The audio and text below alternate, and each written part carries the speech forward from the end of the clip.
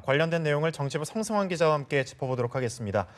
네, 성 기자, 조기 대선 일자가 드디어 확정이 됐네요. 네, 그렇습니다. 방금 이제 국무회의 결과를 브리핑이 있었는데요. 예. 황교안 대통령 권한대행이 오후 2시에 임시 국무회의를 소집을 했고 5월 9일로 대선일을 최종 확정을 했습니다. 예. 지금으로서 딱 이제 오늘부터 치면 55일이 남은 셈인데요. 예. 이제 행정자치부가 5월 9일을 대선일로 지정하는 안건을 미리 만들어 놔서 이제 오늘 보고를 했고 인사혁신처는 선거일을 5월 9일을 임시 공휴일로 지정하는 안건을 또 회의에 상정을 했습니다. 그게 이제 통과가 된 거고요.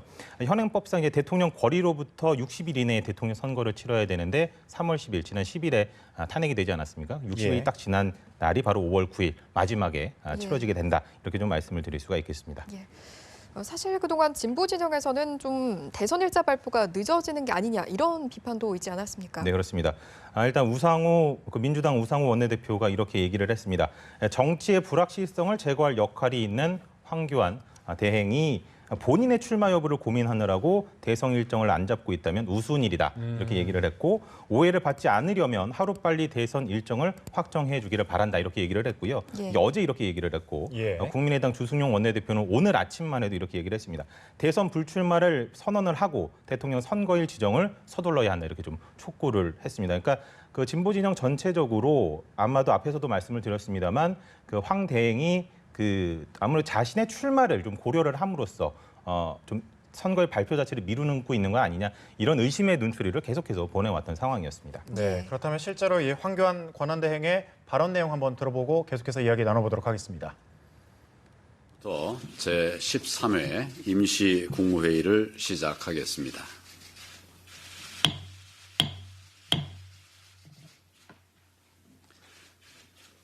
지금 대한민국은 대통령 권위 상황에 더해서 점증하는 국내외 안보 및 경제 분야의 불확실성으로 복합적인 위기 상황에 직면하고 있습니다.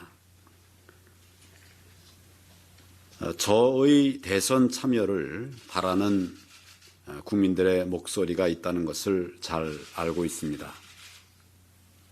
그렇지만 고심 끝에 현재의 국가 위기 대처와 안정적 국정 관리를 미루거나 소홀히 해서는 안 된다는 결론에 이르렀고 국정 안정과 공정한 대선 관리를 위해서 제가 대선에 출마하는 것은 적절하지 않다고 판단하였습니다. 그동안 부족한 저에게 대한민국의 미래를 위해 보다 큰 역할을 해달라고 해주신 국민들께 진심으로 감사 말씀을 드립니다. 저는 앞으로도 대통령 권한 대행으로서의 막중한 책무에 전념하고자 합니다. 저에게 주어진 마지막 순간까지 오직 나라와 국민만 생각하면서 위기 관리와 민생 안정에 최선을 다하고 2달도 남지 않은 대통령 선거를 엄정하고 공정하게 관리해 나가겠습니다. 오늘 국무회의에서 제19대 대통령 선거일을 결정하고 그 선거일을 임시 공휴일로 지정하고자 합니다.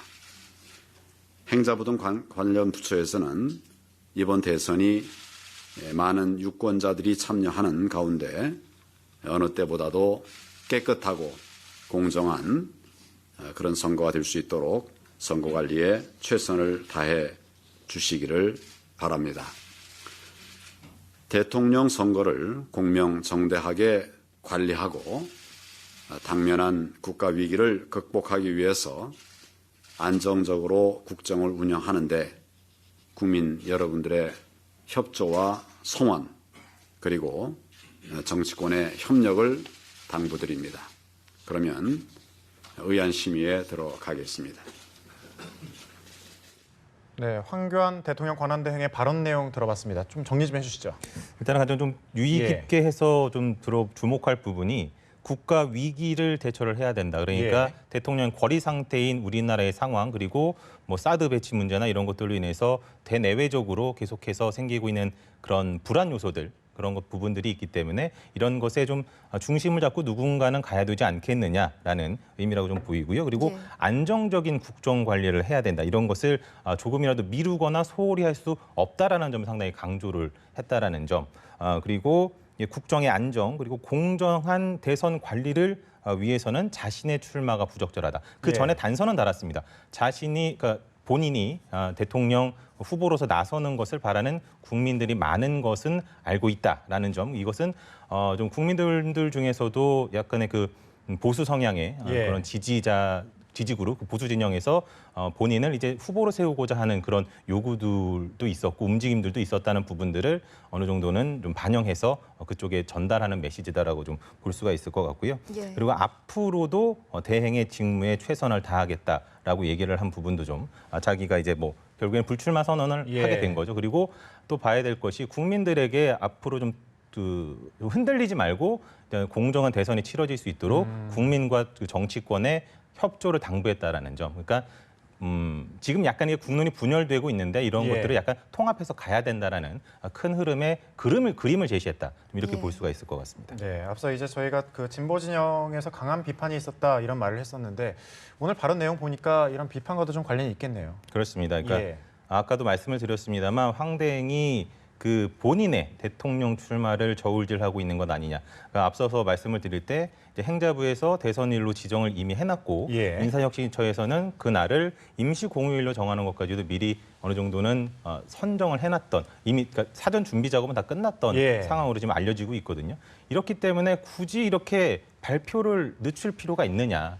근데 또 그런 부분이 있습니다. 그러니까 그 법정 시한으로 거리 이후에 10일 이내에만 발표를 하면 됩니다. 그러니까 예. 20일까지 앞으로 5일 정도 더 여유가 있는 건데 그때까지 하더라도 법정 시한을 넘기는 건 아니거든요. 그래서 예. 일각에서 나오는 거는 만약에 이제 그 본인이 출마 의사가 있다라고 한다면은 20일에 최대한 가까운 시일 내에 고민하는 그런 모습을 비친 다음에 출마 선언을 하지 않겠냐는 관측들도 있었는데 예. 조금은 빨리 했다라는 것은 비판적인 그런 시각들 그리고 언론에서도 굉장히 좀 본인의 출마에 힘을 실는 기사들이 상당히 많이 나왔었다는 예. 점 이런 부분들이 가만히 됐다라고 보는 수가 있을 것 같습니다. 예. 관련된 내용을 정치부 성승환 기자와 함께 짚어보도록 하겠습니다. 네. 네, 성 기자 조기 대선 일자가 드디어 확정이 됐네요. 네, 그렇습니다. 방금 이제 국무회의 결과를 브리핑이 있었는데요. 예. 황교안 대통령 권한대행이 그 오후 2시에 임시 국무회의를 소집을 했고 5월 9일로 대선일을 최종 확정을 했습니다. 예. 지금으로서 딱 이제 오늘부터 치면 55일이 남은 셈인데요. 예. 이제 행정자치부가 5월 9일을 대선일로 지정하는 안건을 미리 만들어 놔서 이제 오늘 보고를 했고 인사혁신처는 선거일을 5월 9일을 임시 공휴일로 지정하는 안건을 또 회의에 상정을 했습니다. 그게 예. 이제 통과가 된 거고요. 현행법상 이제 대통령 거리로부터 60일 이내에 대통령 선거를 치러야 되는데 3월 10일 지난 10일에 탄핵이 되지 않았습니까? 60일이 예. 딱 지난 날이 바로 5월 9일 마지막에 치러지게 된다. 이렇게 좀 말씀을 드릴 수가 있겠습니다. 예. 사실 그동안 진보 진영에서는 좀 대선 일자 발표가 늦어지는 게 아니냐 이런 비판도 있지 않았습니까? 네, 그렇습니다. 일단 민주당 우상호 원내대표가 이렇게 얘기를 했습니다. 정치의 불확실성을 제거할 역할이 있는 황교안 대행이 본인의 출마 여부를 고민하느라고 대선 일정을 안 잡고 있다면 우스운 일이다. 이렇게 얘기를 했고 오해를 받지 않으려면 하루빨리 대선 일정을 확정해 주기를 바란다. 이렇게 얘기를 했고요. 예. 어제 이렇게 얘기를 했고 예. 국민의당 주승용 원내대표는 오늘 아침만 해도 이렇게 얘기를 했습니다. 대선 불출마를 선언을 하고 대통령 선거일 지정을 서둘러야 한다. 이렇게 좀 촉구를 했습니다. 그러니까 그 진보 진영 전체적으로 아마도 앞에서도 말씀을 드렸습니다만 그 황 대행이 아무래도 자신의 출마를 좀 고려를 함으로써 좀 선거의 발표 자체를 미루고 있는 거 아니냐 이런 의심의 눈초리를 계속해서 보내왔던 상황이었습니다. 네, 그렇다면 실제로 이 황교안 권한대행의 발언 내용 한번 들어보고 계속해서 이야기 나눠보도록 하겠습니다. 또 제13회 임시 국무회의를 시작하겠습니다.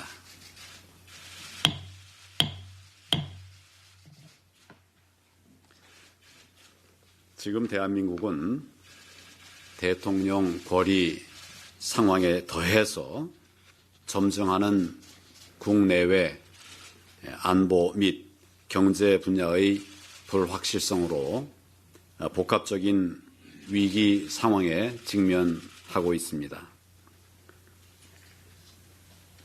저의 대선 참여를 바라는 국민들의 목소리가 있다는 것을 잘 알고 있습니다. 그렇지만 고심 끝에 현재의 국가 위기 대처와 안정적 국정 관리를 미루거나 소홀히 해서는 안 된다는 결론에 이르렀고, 국정 안정과 공정한 대선 관리를 위해서 제가 대선에 출마하는 것은 적절하지 않다고 판단하였습니다. 그동안 부족한 저에게 대한민국의 미래를 위해 보다 큰 역할을 해달라고 해주신 국민들께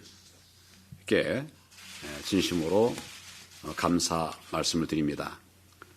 저는 앞으로도 대통령 권한 대행으로서의 막중한 책무에 전념하고자 합니다. 저에게 주어진 마지막 순간까지 오직 나라와 국민만 생각하면서 위기 관리와 민생 안정에 최선을 다하고 2달도 남지 않은 대통령 선거를 엄정하고 공정하게 관리해 나가겠습니다. 오늘 국무회의에서 제19대 대통령 선거일을 결정하고 그 선거일을 임시 공휴일로 지정하고자 합니다.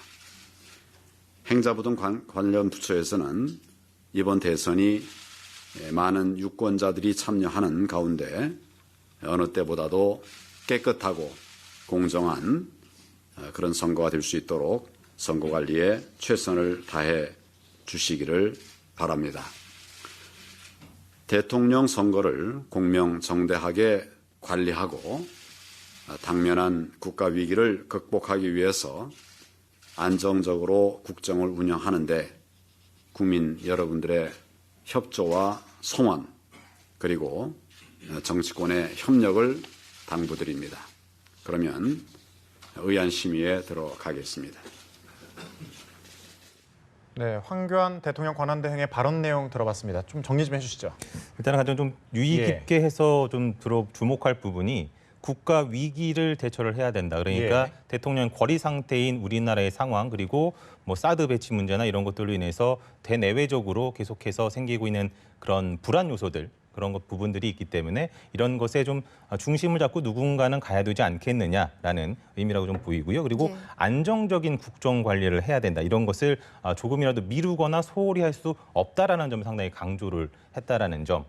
그리고 국정의 안정 그리고 공정한 대선 관리를 위해서는 자신의 출마가 부적절하다. 그 전에 단서는 달았습니다. 자신이 그러니까 본인이 대통령 후보로서 나서는 것을 바라는 국민들이 많은 것은 알고 있다라는 점. 이것은 좀 국민들 중에서도 약간의 그 보수 성향의 그런 지지그룹 보수 진영에서 본인을 이제 후보로 세우고자 하는 그런 요구들도 있었고 움직임들도 있었다는 부분들을 어느 정도는 좀 반영해서 그쪽에 전달하는 메시지다라고 좀 볼 수가 있을 것 같고요.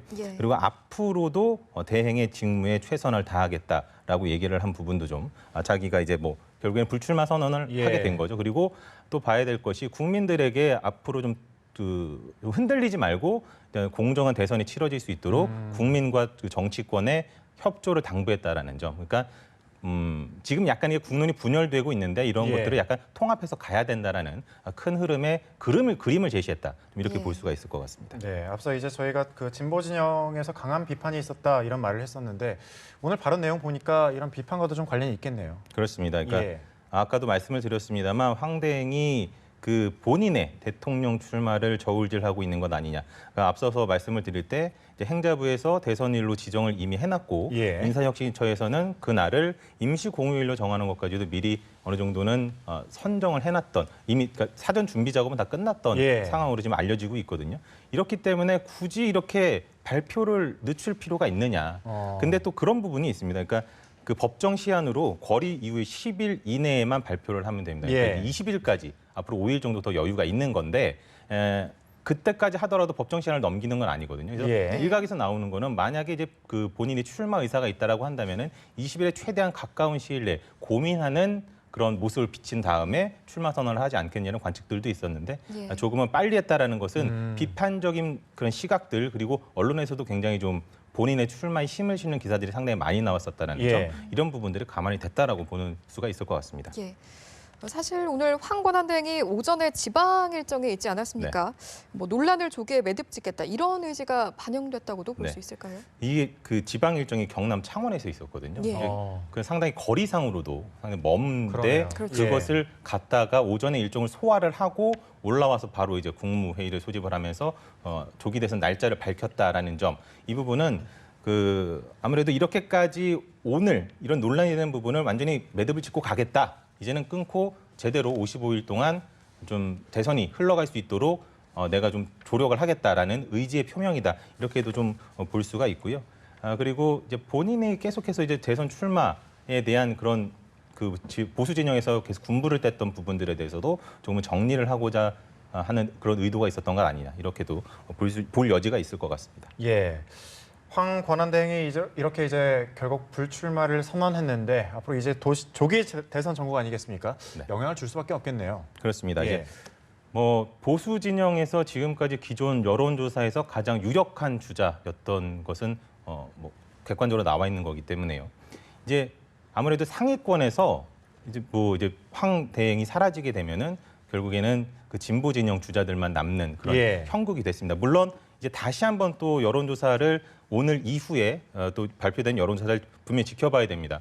그런 부분들이 있습니다만 이런 그러니까 유력 주자들 가운데 그 보수 진영 인사가 사라졌다라는 점 이런 부분에서 약간의 그 진보 진영 좀 위주로 흘러갈 수 있다라는 점이 될 수가 있을 것 같고 이 부분이 진보 진영 인사들에게도 결코 유리한 것이 아니거든요. 대척점이라는 것이 있어서 경쟁 구도가 되어야 보수와 진보 사이의 경쟁 구도가 되는 것이 어느 정도는 전체적인 흥행에 있어서 상당히 좀 유리하게 작용할 예. 수도 있는 부분이고 예. 그리고 같은 야권 주자들끼리는 서로 공세를 벌인다는 게 사실 쉽지 않거든요. 예.